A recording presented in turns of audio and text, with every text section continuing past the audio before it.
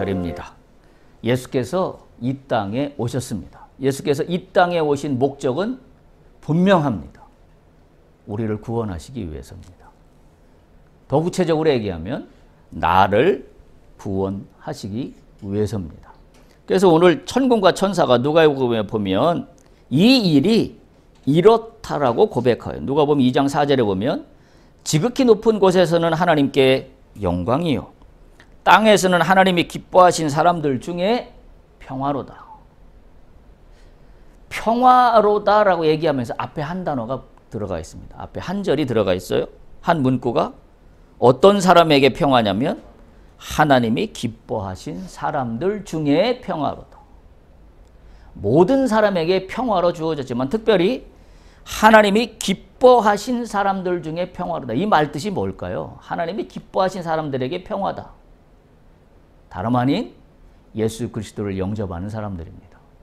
예수 그리스도를 영접했을 뿐만이 아니라 예수 그리스도가 오신 목적대로 가치를 세우는 사람들이 하나님이 기뻐하는 사람들입니다.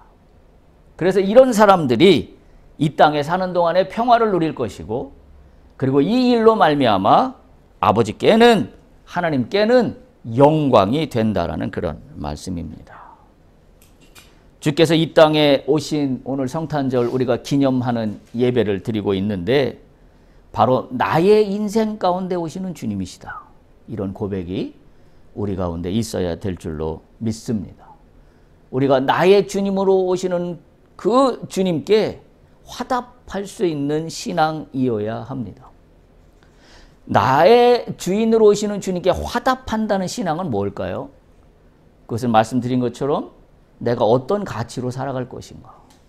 내가 하나님을 믿는다고 하지만 예수님을 영접했다고 하지만 예수님과는 상관없는 가치를 추구하고 살아간다면 그것은 주님께 화답하는 삶이라고 이야기할 수 없습니다.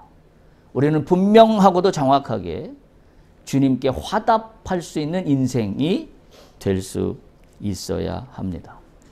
따라서 성탄절이 반복적으로 매년 다가오는 그런 절기가 아니라 오늘 나의 주인으로 내 삶에 개입하시기 위하여 오셨다라는 사실을 분명히 기억하시고 주님을 맞이할 수 있기를 바랍니다. 오늘 제가 말씀의 제목을 큰 기쁨의 좋은 소식, 크리스마스의 기적이라고 제목을 붙였습니다. 오늘 누가복음 예수 탄생의 소식을 전하면서 천군과 천사가 화답하여 함께 이렇게 고백합니다. 2장 10절 11절 보면 누가복음 2장 10절 11절입니다. 천사가 이르되 무서워하지 말라. 보라 내가 온 백성에게 미칠 큰 기쁨의 좋은 소식을 너희에게 전하노라. 오늘 다윗의 동네에 너희를 위하여 구주가 나셨으니 곧 그리스도 주시니라. 오늘 다윗의 동네에 너희를 위하여 구주가 나셨다라고 분명하게 천사들이 전하고 있습니다. 누구를 위한다고요? 나를 위하여. 너희를 위하여 구주가 나셨다. 근데 그 구주는 그리스도 주시다. 그리스도는 무슨 의미예요? 메시아라는 의미입니다. 그리스도는 메시아와 똑같은 의미입니다. 구원하시는 분입니다. 주는 누구예요? 주인을 이야기합니다. 구원하시는 주인, 나를 구원하시는 주인, 너희를 위하여 구주가 나셨다. 천사가 분명하게 예수님이 탄생하는 이유와 목적이 무엇인가를 정확하게 우리에게 알려주고 있습니다. 그런데 10절을 보면 이렇게 마지막에 끝냅니다. 천사가 이르되 무서워하지 말라. 보라 내가 온 백성에게 미칠 어떤 소식을 전한다고요? 큰 기쁨의 좋은 소식입니다. 큰 기쁨의 좋은 소식을 전한다라고 천사가 말하고 있습니다. 예수님의 탄생은 큰 기쁨입니다. 할렐루야. 예수님의 탄생은 우리 인류에게 큰 기쁨입니다. 더 정확히 얘기하면 예수님의 탄생은 오늘 나에게 큰 기쁨입니다. 맞습니까? 예수님의 탄생이 내 인생의 큰 기쁨인 거 확실합니까? 정확하게 이야기할 수 있다면 우리는 믿음의 길을 잘 걸어가고 있습니다. 동일한 큰 기쁨이 오늘 나에게 있다면 우리는 정말로 아름다운 믿음의 길을 걸어가고 있습니다. 그러나 우리가 잘 알다시피 오늘날 이 크리스마스라는 이름의 명절은 예수님이 탄생했다는 그 원래의 목적은 퇴색된 지 오래되었습니다. 그죠? 주어진 어떤 공휴일 또는 선물 교환하는 날 또는 데이트하는 날 또 식구들끼리 모여서 외식하는 날 또 먹고 마시는 날 정도로 퇴색되어 있는 게 분명합니다. 그래서 크리스마스 인사 카드를 보낼 때도 저도 그 크리스마스를 맞이해서 여러 있는 사람들로부터 문자나 또는 카톡에서 받았는데 그 타이틀이 뭐라고 되어 있냐면 해피 할러데이입니다. 무슨 얘기예요? 좋은 휴일이에요. 행복한 휴일입니다. 할러데이래요. 할러데이. 그러니까 이미 크리스마스는 휴일이 돼버렸습니다. 근데 조금 의미가 있는 특별한 휴일. 다른 날과는 달라. 그래서 소위 만난 거 먹고 외식하고 선물을 교환하고 하는 날로 인식이 되고 있습니다. 우리는 이 시점에서 다시 한번 확인할 수 있어야 됩니다. 예수님의 탄생 소식이 내 인생과 내 삶에서 가장 기쁜 소식 확실한가? 확실하게 얘기할 수 있기가 쉽지 않다라고 저는 생각이 됩니다. 왜냐하면 우리에게 큰 기쁨은 뭔가요? 돈 많이 버는 겁니다. 우리에게 큰 기쁨은 뭔가요? 내가 좋은 회사에 취직하는 겁니다. 나에게 큰 기쁨이 뭔지를 한번 곰곰이 생각해 볼 수 있기를 바랍니다. 그 기쁨과 예수님의 기쁨을 바꿀 수 있나? 아마 우리는 10번도 바꾸지 않았을까 싶어요. 저도 마찬가지고요. 뭔가 사업에 성공한 것이 나에게 가장 큰 기쁨입니다. 뭔가 돈을 많이 버는 것이 나에게 큰 기쁨입니다. 내가 어떤 명예를 얻은 것이 나에게 큰 기쁨입니다. 그것을 뛰어넘어 예수님이 내 인생의 주인이 되셨다는 그것이 큰 기쁨 맞습니까? 스스로 한번 질문해 볼 수 있기를 바랍니다. 왜냐하면 우리가 지금 민수기를 바라보고 있는데 광야길에 있는 동안에 이스라엘 백성들이 보여주고 있는 그들의 최고의 가치가 뭔가요? 주님이 나와 함께 동행한다는 것이 큰 기쁨이 아니에요. 그렇잖아요.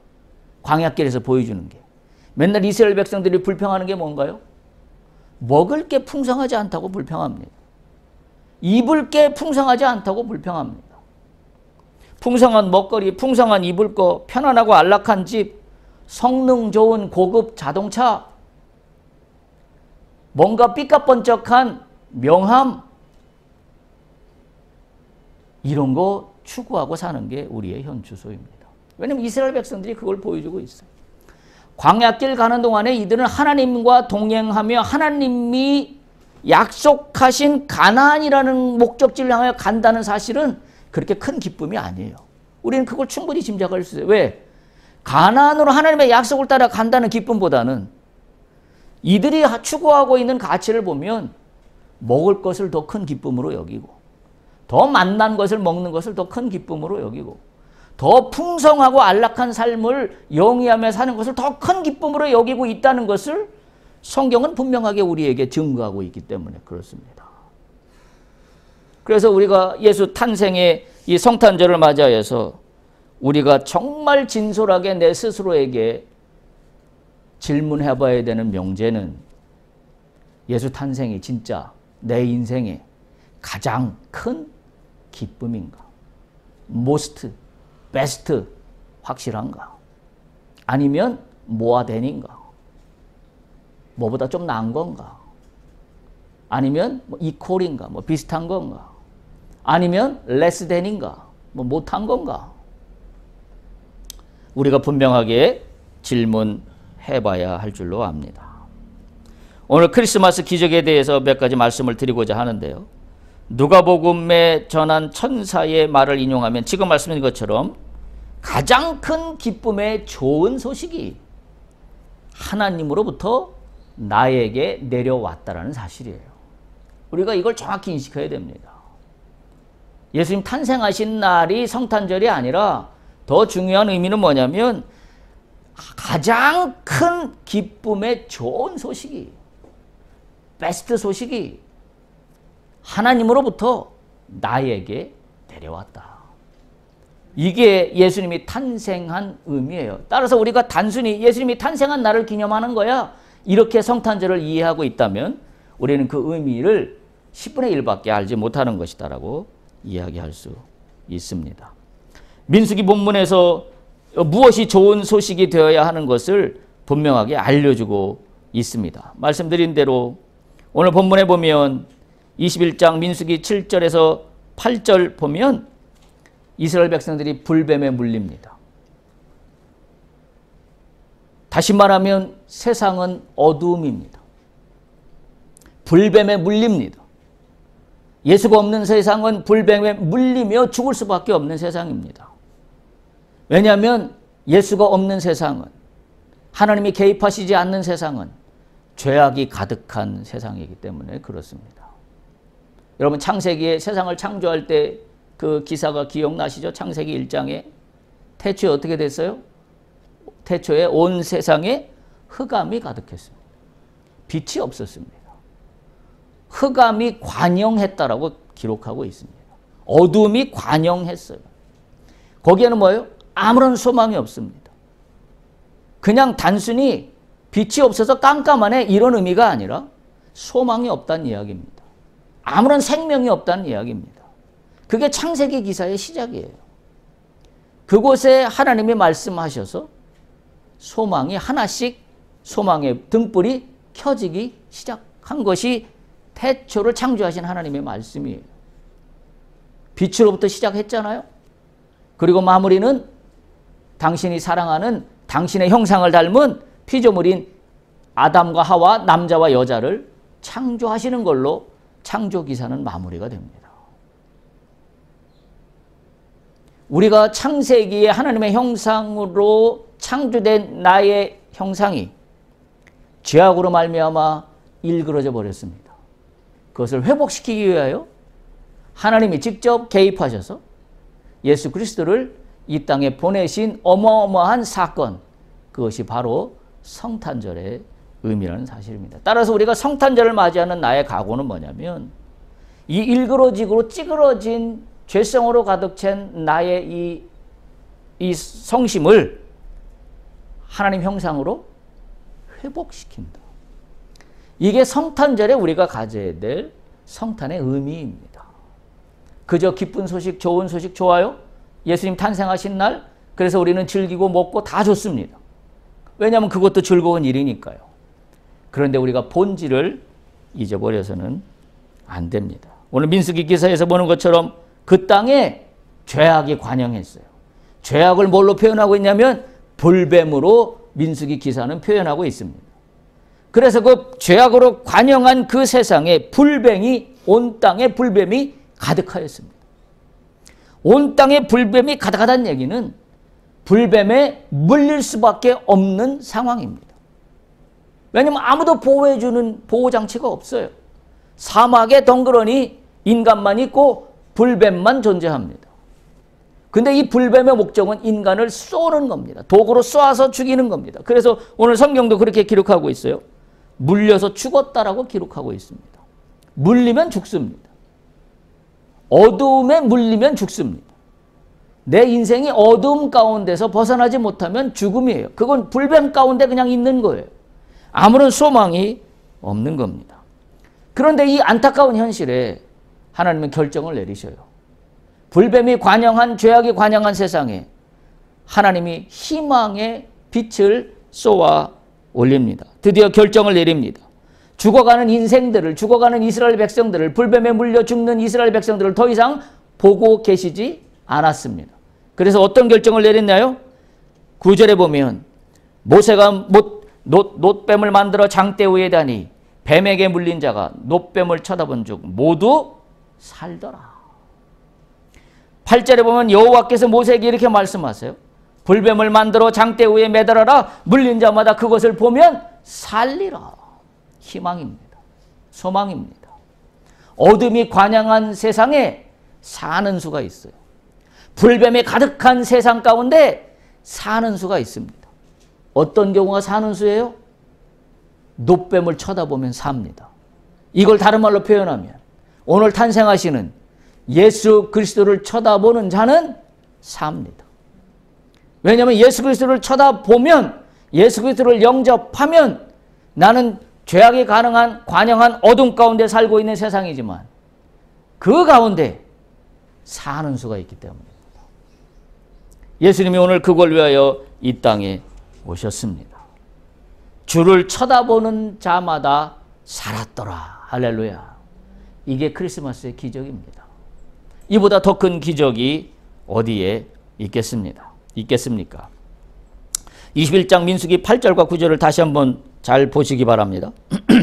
8절을 보면 불뱀을 만들어 장대 위에 매달아라. 물린 자마다 그것을 보면 살리라. 9절 보면 놋뱀을 쳐다본 즉 모두 살더라. 여러분, 차이점이 두 군데가 발견이 됩니다. 다 아마 눈치채셨을 텐데, 첫째는 8절의 불뱀이 9절의 놋뱀으로 바뀌었습니다.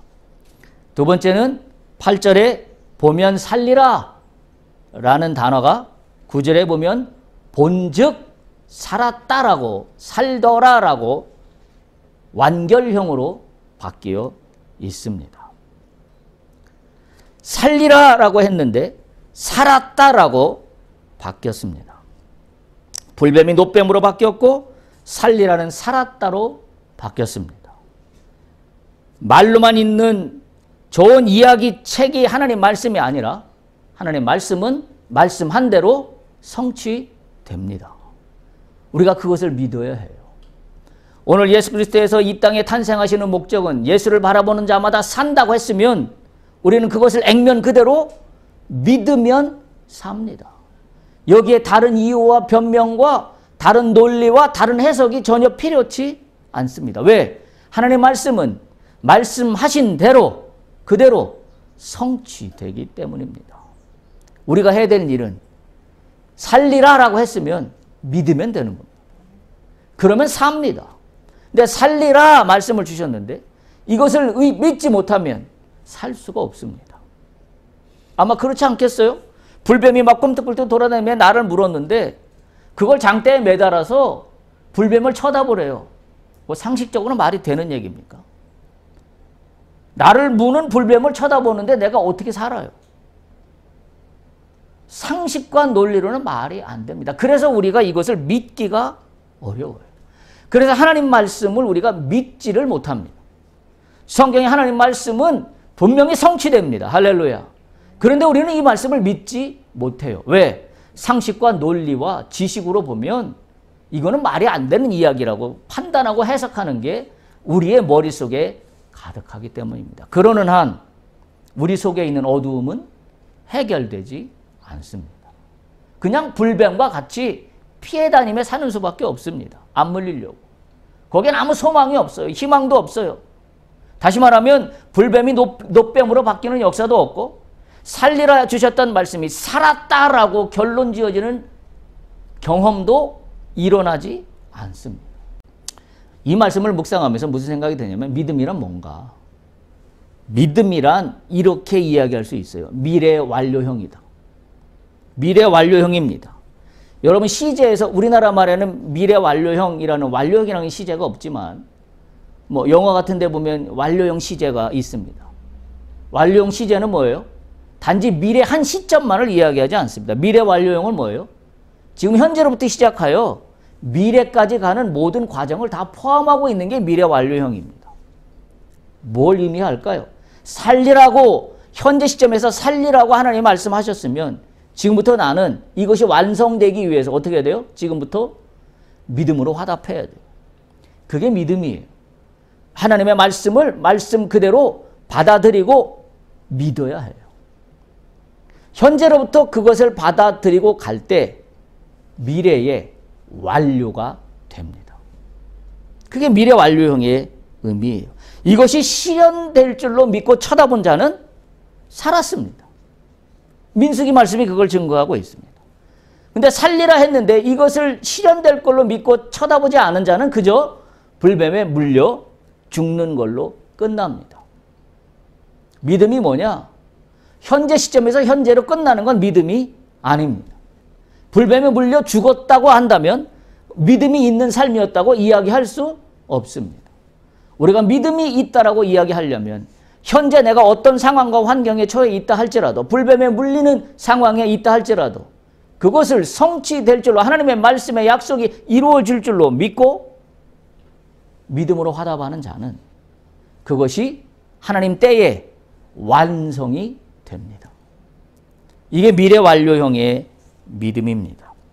믿음이란 따라서 과거도 아니고 현재 진행에 머문 것도 아니고 미래 완료형으로 되어야만 믿음의 승리입니다. 살리라가 살았다라고 전환되는 데에는 그 과정에 우리가 하나님 말씀에 대한 믿음의 화답이 요구된다는 사실을 우리가 분명히 기억해야 됩니다. 그래야 살리라 주신 말씀이 네가 살았다라고 결론이 나게 되기 때문입니다. 이게 하나님께서 요구하시는 방법이에요. 우리가 뭐 어떤 일이 성취된다라고 했을 때 우리가 세상적인 방식으로, 세상적인 논리로, 지식으로 이것이 성취된다고 한다면 하나님의 방식은 여기에 끼어들 여백이 전혀 없습니다. 하나님의 방식은 나의 상식과 나의 이성과 나의 논리와 나의 지식을 초월합니다. 그저 반응하면 돼요. 살리라, 살았다. 살리라 주셨으면 아멘으로 화답하면, 그리고 그걸 향하여 지금 불뱀이 자꾸 나를 위협하는 상황에 있다 손치더라도 불뱀 때문에 좌절하고 실망하고 넘어졌을 것이 아니라 하나님께서 살리라고 주셨던 말씀 믿고 가면 삽니다. 그 일을 위하여 예수 그리스도께서 오늘 이 땅에 오셨다라는 사실이에요. 뱀에 물린 자가 쳐다보면 살리라는 말을 잘 기억해야 합니다. 오늘날 그리스도인들은 뱀에 물린 자는 놋뱀을 쳐다본 즉 살리라 하면 우리는 뭘 할까요? 아마 놋뱀을 대량으로 생산해낼 겁니다. 그리고 또 뭘 걱정할까요? 놋뱀을 제대로 만들기 위해서 구리, 순도 100%짜리를 어디서 구해오는 거에 혈안이 될 겁니다. 그리고 불순물이 들어가지 않게 만들려고 엄청난 생산 공정들을 만들어낼 겁니다. 그래서 아마 세상에 그렇게 나오겠죠. 이것은 순도 100%짜리 100%짜리 놋뱀 얼마? 요거는 조금 처리 과정에서 한 단계 빠진 놋뱀 얼마짜리? 아마 천차만별로 나오지 않을까요? 그래서 사람들은 어떻게 할까요? 순도 100% 놋뱀을 구입하기 위해서 나래비로 줄을 서지 않을까요? 만약에 이게 아니라면 놋뱀을 쳐다본 듯 산다라고 했으니 이제 놋뱀을 매달아 놓고 무슨 일을 할까요? 어떤 선한 행위를 할까? 어떤 행위를 해야 하나님이 기뻐하실까? 라고 거기에다 또 붙여댈 겁니다. 여러분, 바리새인들이 예수님과 논쟁할 때에 바리새인들이 그렇게 항변합니다. 저는 유대 율법에 따라 하루에 3번씩 기도하는 걸 멈추지 않았습니다. 저는 11조도 빠지지 않고 했습니다. 그것뿐인가요? 저는 구제도 했습니다. 근데 예수님이 뭐라고 그랬어요? 다 이 외식하는 자들. 여러분 기억하시기 바랍니다. 선한 행위가 구원의 보증수표가 아닙니다. 구원을 받았기 때문에 선한 행위가 이루어지는 거지, 선한 행위 자체가 구원의 보증수표가 아닙니다. 전혀 관계가 없습니다. 본질적으로. 이게 하나님 방법이에요. 놋뱀을 쳐다보고 그 무엇인가를 만들어내는 것이 아니라 하나님 방법은 오직 뭐예요? 쳐다보면 살리라. 예수 그리스도께서 오늘 이 땅에 오셨어요. 우리는 뭐 하면 살아요? 예수만 믿으면 살리라. 예수만 믿으면 삽니다. 근데 우리는 무슨 일들을 꾸미나요? 예수만 믿는 것으로 뭔가 내가 뭘 헌신을 다 안 한 것 같으니까 무엇인가 군더더기를 자꾸 붙여나가기 시작합니다. 그래서 뭘 더 하고 뭘 더 하고 뭘 더 하고, 예수님은 이런 바리새인 같은 신앙에 대해서 단언코 말씀하셨습니다. 버럭 화를 내셨어요. 외식하는 자들은. 하나님은 본질입니다. 예수 그리스도께서 이 땅에 오늘 탄생하시는 본질이 무엇인가를 분명하게 기억해야 합니다.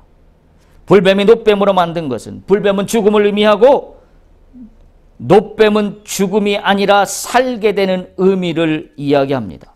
불뱀은 죽음을 가져오는 살아있는 뱀이었지만 그것을 구리로 만들어 놋뱀화 시켰습니다. 그게 무슨 의미가 있을까요? 불뱀의 형상으로 구리를 만들어서 구리로 재료를 삼아 놋뱀을 만들어서 장대 위에 매달았습니다. 모세가. 근데 그것을 쳐다보면 살았습니다. 불뱀은 뭐라 그랬죠? 죄라 그랬어요. 불뱀을 8절에 보면 불뱀을 장대 위에 매달으라 그랬어요. 불뱀을 장대 위에 매다는 건 뭘 매단다 그랬습니까? 나의 죄를 회개하는 겁니다. 이게 성경의 진리예요. 하나님의 진리는 뭐냐면, 사는 방법은 뭐냐면 나의 죄를 감추고 묻어놓고 숨기고 아닌 척하고, 소위 말해서 전혀 모르는 것처럼, 그리고 하나님 앞에서는 거룩한 것처럼 하나님 안 받으십니다. 그건 사는 방법이 아니에요. 불뱀을 장대에 매달았다는 건 뭐예요? 나의 죄를 예수 그리스도 앞에 다 내어 놓아야 되는 걸 의미합니다. 그게 장대에 매다는 거예요. 장대에 매다는 건 뭐예요? 다 보입니다. 나의 죄악을 감추는 것은 해결점이 시작도 되지 않습니다. 이게 하나님 방법이에요. 하나님 방법은 뭐예요? 네 죄를 가지고 예수 앞으로 나가라. 그게 십자가예요. 불뱀이 놋뱀이 되는 것은 이런 의미를 가지고 있습니다. 나의 죄를 어떻게 돼요? 불뱀의 형상으로 놋뱀을 만드는 것은 나의 죄를 만드는 거예요. 나의 죄를 매달기 위해서 그 자체를 본질로 삼는 겁니다. 그리고 그 놋뱀을 장대 위에 매다는 겁니다. 나의 죄가 천하에 대하 공개가 됩니다. 다른 말로 표현하면 나의 죄를 하나님 앞에 내놓습니다. 부끄럽지만 내놓습니다. 잘한 게 아니지만 내놓습니다. 추한 모습이지만 내놓습니다. 이게 하나님 방법이에요. 이럴 때 삽니다. 이럴 때 살아요. 놋뱀을 본다는 것은 불뱀을 보내신 하나님의 뜻을 이해하는 거예요. 그게 놋뱀을 쳐다보는 겁니다. 근데 그 놋뱀은 뭘로 만들어졌어요? 불뱀으로 만들어졌다는 사실을 잊으면 안 돼요.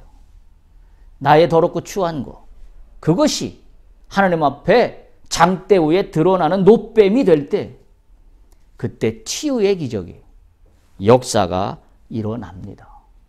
나의 죄악을 예수 앞에 가지고 나갈 때 어떤 일이 벌어지나요? 예수님의 그 깨끗한 보혈의 피가 나의 더럽고 추한 장대 위에 매달린 나의 죄악 위에 그 피가 덮여요. 상상해 보십시오. 내 죄를 장대 위에 매달았어요. 예수의 보혈의 피가 그 장대 위에 있는 나의 죄악의 놋뱀의 상징을 덮습니다. 빨갛게 물듭니다. 예수님의 보혈로 바뀌는 터닝 포인트입니다.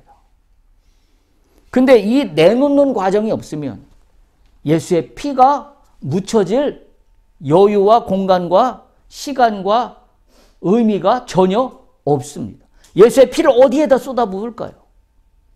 예수의 피가 적셔질 그 대상이 없습니다. 오늘 예수 그리스도께서 이 땅에 오시는 이유는 바로 여기에 있습니다. 엄밀히 말하면 예수님은 죽으러 오셨어요. 왜 죽으러 오셨어요? 나의 죄를 대신하여 죽기 위하여 탄생하십니다. 이런 역설이 어디 있습니까? 죽는 게 목적으로 오는 인생이 어디 있습니까? 근데 예수님은, 신이자 인간이신 예수님은 십자가에 달려 죽기 위하여 오셨습니다. 그 십자가에 달려 죽는 죽음의 의미는 예수 그리스도의 깨끗한 피예요. 그 피를 어떻게 하기 위해서 오신 거예요? 우리의 죄를 덮으려고. 오늘 22년이 가기 전에 나의 불뱀에 더럽고 추한 죄악된 모습들, 영적인 죄들을 다 장대우에 매달기를 축복합니다. 그래서 예수님이 나의 이 더럽고 추한 것들을 보시도록, 그리고 그 더럽고 추한 나의 죄 속에 예수님의 탄생의 기적이 내 죄 가운데 덮어지기를. 그게 우리가 크리스마스를 맞는 우리의 태도입니다. 여러분 시편 51편 16, 17절 한번 보실래요? 하나님이 원하시는 것이 무엇인지를 분명하게 알려주고 있습니다. 시편 51편 16, 17절입니다. 16절 이렇게 시작해요. 주께서는 제사를 기뻐하지 아니하시나니 그렇지 아니하면 내가 드렸을 것이라 주는 번제를 기뻐하지 아니하시나이다. 무슨 얘기냐면 하나님께서 제사와 번제를 기뻐하신다면 나는 100번이라도 드렸을 것이다. 1000번이라도 드렸을 것이다. 시편 기자의 고백이에요. 하나님이 제사와 번제만 받으시는 분이라고 한다면 나는 제사와 번제를 10,000번이라도 드렸을 것이다. 이게 지금 16절이에요. 17절 하나님께서 구하시는 제사는 상한 심령이라. 하나님이여 상하고 통회하는 마음을 주께서 멸시하지 아니하시리이다. 할렐루야. 하나님이 받으시는 제사가 뭐예요? 상한 마음이에요. 상하고 통회하는 마음을 주께서 멸시하지 아니하시라니 시편 기자가 이야기하고 있습니다. 장대에 매다는 거예요. 불림을 장대에 매다는 것은 하나님은 그저 거룩해 보이는 제사를 원하는 것이 아니라 나의 상한 심령, 통회하는 나의 심령, 죄악으로 관영한 나의 더럽고 추한 이 모든 심령들을 주 앞에 내놓는 것을 하나님은 기뻐 받으신다. 이 일을 위하여 오늘 예수 그리스도께서 이 땅에 오셨다. 통회하는 마음이 없는 제사는 하나님이 받지 않으십니다. 다시 말하면 이 시편 말씀은 하나님과의 관계를 회복하는 일에 초점을 두고 있습니다. 오늘 예수 그리스도께서 이 땅에 오시는 목적은 하나님과 우리 사이에 삐뚤어진 관계를 회복하시기 위하여, 우리의 대언자 되시고 우리의 중보자 되시기 위하여 예수께서 탄생하셨다라는 사실입니다. 따라서 우리가 먼저 해야 될 일은 자명합니다. 우리는 먼저 나의 죄에 대한 비천함을 깨닫는 것으로부터 시작하여 이것을 장대 위에 매달아야 합니다. 그리고 통회하는 마음으로 주여 내가 나의 죄를 장대 위에 매달아 회개합니다. 주여 나를 불쌍히 여기소서. 그러면 뭐가 작동하기 시작해요? 하나님이 살리는 방법이 작동하기 시작합니다. 오늘 민수기 본문은 그걸 이야기하고 있잖아요. 불뱀을 만들어 장대 위에 매달아라. 이걸 바라보는 자마다 살리라. 그랬더니 뭐예요? 놋뱀을 만들어 장대 위에 매달아 쓴 즉 그것을 본 즉 살았더라. 이 방법이 작동합니다. 우리의 죄를 하나님 앞에 다 낱낱이 드러내는 것이 크리스마스의 주님을 영접하는 믿는 자로서의 본질적 의미다라는 사실을 우리가 기억할 수 있기를 바랍니다. 하나님과 나와의 관계가 회복될 줄로 믿습니다. 그러면 하나님의 방법이 나를 살리는 방법으로 역사하십니다. 나는 미래 완료형의 믿음으로 믿기만 하면 됩니다. 누가복음 2장 14절에 보면 예수로 말미암아 하나님의 관계가 회복되는데 이렇게 표현하고 있습니다. 지극히 높은 곳에서는 하나님께 영광이요 땅에서는 하나님이 기뻐하신 사람들 중에 평화로다. 기적입니다.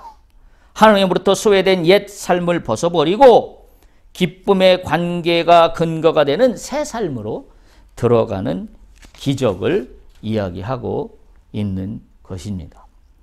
그래서 이 문제를 해결하기 위해서 예수께서 이 땅에 오신 겁니다. 여러분 우리가 너무나 잘 아는 요한복음 3장 16, 17절 우리가 다 기억하는 말씀입니다. 제가 읽어보겠습니다. 하나님이 세상을 이처럼 사랑하사 독생자를 주셨으니 이는 그를 믿는 자마다 멸망하지 않고 영생을 얻게 하려 하심이라. 요한복음 3장 16절입니다. 17절입니다. 하나님이 그 아들을 세상에 보내신 것은 세상을 심판하려 하심이 아니요 그로 말미암아 세상이 구원을 받게 하려 하심이라. 크리스마스의 기적입니다. 이 기적이 실현되려면 오늘 나는 나의 죄를 장대 위에 매달아야 합니다. 그리고 주님 받으시옵소서 이 더럽고 추한 내 모습 이대로 주 앞에 올려드리옵나이다. 오늘 오시는 예수 그리스도의 그 놀라운 그 피가, 그 은혜가 나의 더럽고 추한 곳을 덮으셔서 살리라 말씀하신 하나님의 약속이 살았더라로 실현되는 믿음의 사건이 오늘로부터 전환될 수 있도록, 나의 삶이 트랜스퍼 될 수 있도록 주여 역사하여 주시옵소서. 이것을 오늘 누가복음 기자는 이렇게 예수의 탄생을 이야기합니다. 12절에 보면, 누가복음 2장 12절에 보면, 너희가 가서 강보에 쌓여 구유에 누워 있는 아기를 보리니 이것이 너희에게 표적이니라. 오늘 예수의 탄생은 뭐예요? 표적이에요. 어떤 표적? 죽을 수밖에 없는 내 삶이, 내 인생이 영원히 사는 생명으로 바뀌는 표적입니다. 그게 오늘 예수님의 탄생이라는 사실입니다. 이 예수님의 탄생을 통하여 하나님을 기뻐하는 자들에게는 평화요, 지극히 높은 곳에 있는 하나님께 영광이 되는 그와 같은 삶으로 우리가 되돌려지기를 간절히 축복합니다. 이 성탄의 본질의 의미가, 그리고 이 기적이 우리의 신앙과 우리의 삶과 우리의 미래의 우리의 인생 이야기 가운데 지금부터 믿음으로 화답할 때 미래 완료형으로 성취될 줄 믿습니다. 주님을 아멘으로 화답하시고 우리의 삶이 주와 함께 동행하는 삶이 되기를 간절히 축복합니다.